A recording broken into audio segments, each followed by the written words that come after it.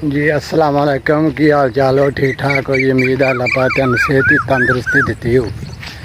अच्छा जी, अज सुबह सुबह ही अगले ने घरों कहल दिता भी जाके पालन रात का वड्या कोई चुके ना लै जे।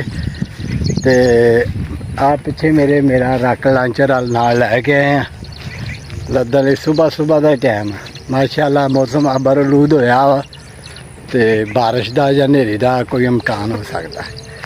तो ए पिछे मेरे वेख ए रक लांचर जिहदे उत्ते भाई लद के लैके आउण डए आ। ठीक है, तो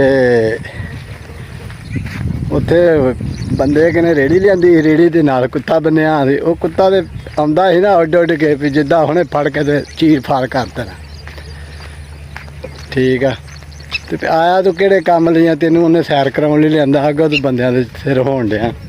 मैं ना इदां उड उड पैंदा है भी जिद्दां छड्डनी कोई चीज़ नहीं। तो अस तैनूं विखाउने आ ते बाकी गल्लां बाद च।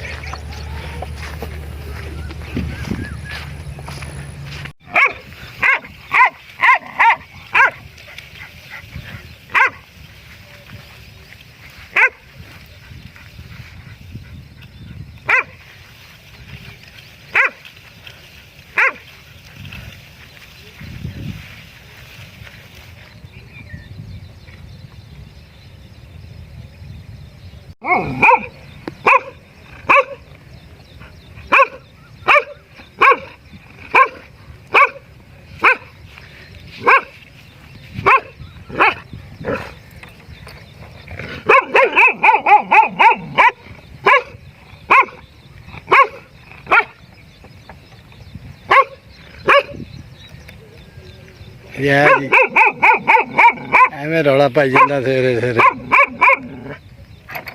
देखो कोई काम नहीं आ तो अपना काम धंधे ना कर सकता।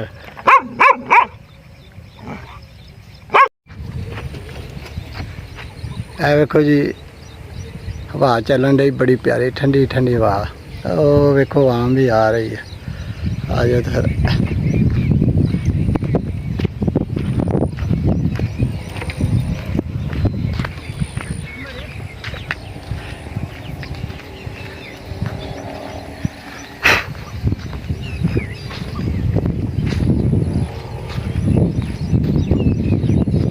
जंबो माहौल।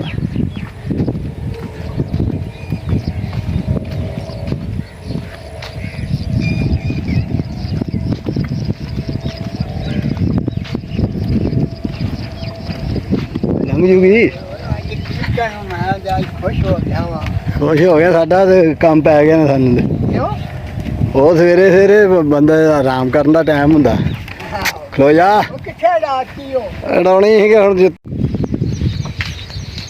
हल्की हल्की हवा डई है वगन बड़ी प्यारी। ये देखो दरखत हिलते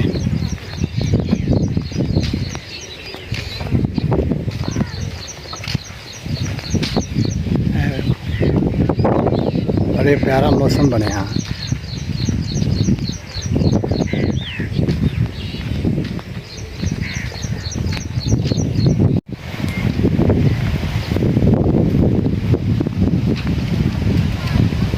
एक बच्चा जामनू लिया जामनू का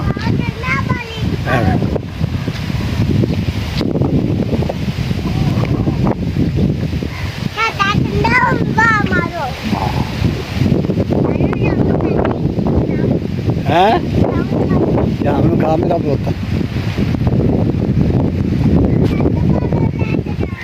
अगे अगे अगे अगे अगे अगे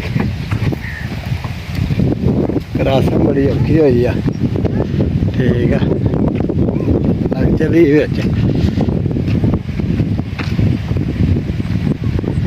नज़ारा चेक करो तुसी हवा का।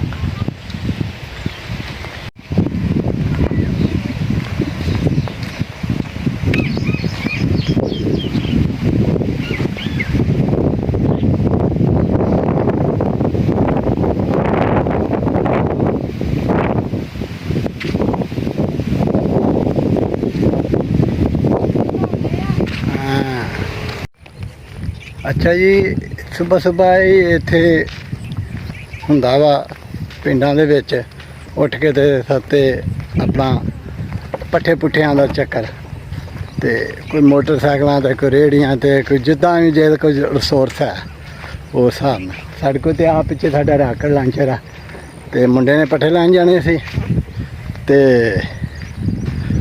ਮੈਂ ਕਿਹਾ ਵੀ ਦੇ ਮੈਂ ਬਾਲਣ ਦੇ ਭਰੀਆਂ ਨੇ ਤੇ ਚੁੱਕੀਆਂ ਜਾਣੀਆਂ ਨੇ ਤੇ ਮੈਂ ਕਿਹਾ ਮੈਂ ਲੈ ਆਵਾਂ। ਠੀਕ ਆ ਤੇ ਉਹ ਹੁਣ ਉੱਤੇ ਬਹਿਣ ਦਾ ਤੇ ਕੋਈ ਸੀਨ ਨਹੀਂ ਹੈ, ਕੰਡੇ ਨੇ ਤੇ ਇੱਧਰ ਤੇ ਕੰਡਿਆਂ ਵਾਲੇ ਮੌਲਾ ਗੈਸ ਗੂਸ ਦਾ ਕੋਈ ਸੀਨ ਨਹੀਂ ਹੈ। ਗੈਸ ਲੱਗੀ ਆ ਲੇਕਿਨ ਚਾਲੂ ਨਹੀਂ ਹੋਈ ਤੇ ਉਹਦਾ ਕਰਕੇ ਫਿਰ ਇਹ ਬਾਲਣ ਮਾਸ਼ਾਅੱਲਾ ਇੱਥੇ ਕਿੱਕਰਾਂ ਬਹੁਤ ਨੇ, ਪਹਾੜੀ ਕਿੱਕਰ, ਜੰਗਲੀ ਕਿੱਕਰ ਜਿਹਨੂੰ ਆਉਂਦੇ ਆ। ਠੀਕ ਆ ਤੇ ਆਹ ਸੀਨ ਵਾ ਸਾਰਾ। ਤੁਰ ਕੇ ਆਪਾਂ ਪਿੰਡ ਲੈ ਕੇ ਜਾਣਾ ਤੇ ਫਿਰ ਮੁੰਡੇ ਨੂੰ ਦਿਆਂਗੇ ਰੇੜੀ, ਉਹ ਆਪਣੇ ਪੱਠੇ ਜਾ ਕੇ ਲੈ ਆਊਗਾ, ਆਪਾਂ ਫਿਰ ਨਹਾ ਧੋ ਕੇ ਤੇ ਆਪਣਾ ਕੋਈ ਕੰਮ ਧੰਦਾ ਕਰਾਂਗੇ। ਠੀਕ ਆ, ਬਾਕੀ ਵੀਡੀਓ ਚੰਗੀ ਲੱਗੇ ਤੇ ਲਾਈਕ ਤੇ ਸ਼ੇਅਰ ਕਰੋ, ਚੈਨਲ ਨੂੰ ਸਬਸਕ੍ਰਾਈਬ ਕਰੋ ਤੇ ਦੁਆ ਚ ਵੀਰਾਂ ਯਾਦ ਰੱਖੋ। ਅੱਲਾਹ ਹਾਫਿਜ਼।